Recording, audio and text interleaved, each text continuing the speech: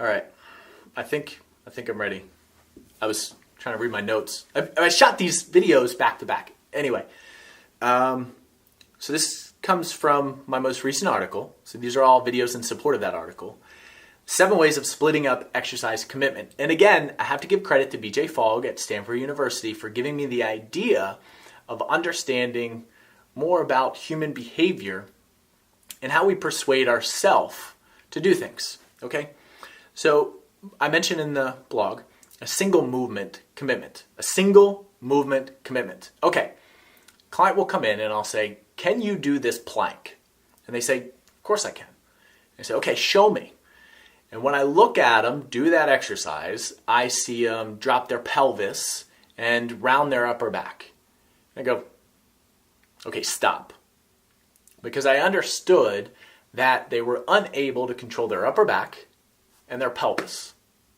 Okay, so that makes sense. So then I notice they need to increase their movement in their upper back and their pelvis so they can gain more ability to articulate or move. Okay, so they could just develop some skill, man, in their body. All right, that's how I use that one.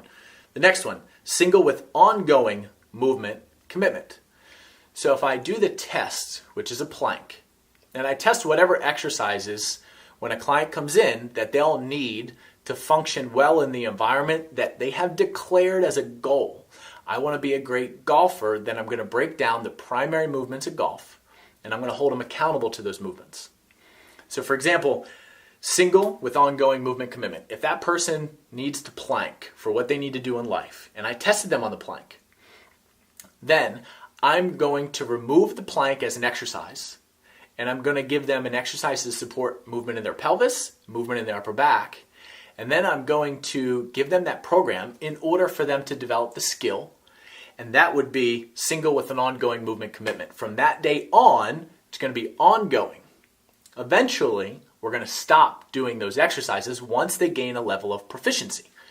And as a personal trainer, this just helps organize my brain into a systematic analysis. Otherwise, everyone's coming in with so many different ways of moving, and all of them are correct.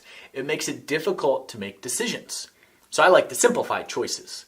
Like when a client comes in, I write a program for them to do, and I might say, "Okay, would you much rather do A, B, or C?" And they might say, "Well, you choose." And I say, "Well, I gave you the menu of A, B, or C. Now you choose from that menu because all 3 of them would help you." And the idea of how I work is I'm always trying to teach people how to do it on their own. So this is just in the background of all of my philosophy. So again, some of these other exercise commitments I'll go to in the next video. And I hope you stay tuned. I'm enjoying this. I'm feeling a little bit more comfortable on camera, doing this kind of stream of consciousness, talking instead of memorizing, retrieval, and giving it back to you. So I hope you're enjoying it. Check it out, DominicSessa.com/blog. Sign up for my newsletter. You know, if you enjoy this, if you don't enjoy it, keep going, man. Find somebody else that speaks to you the way that hopefully I'm speaking to the audience who wants to stay connected with what I have to say. All right? I will talk to you soon. Cheers.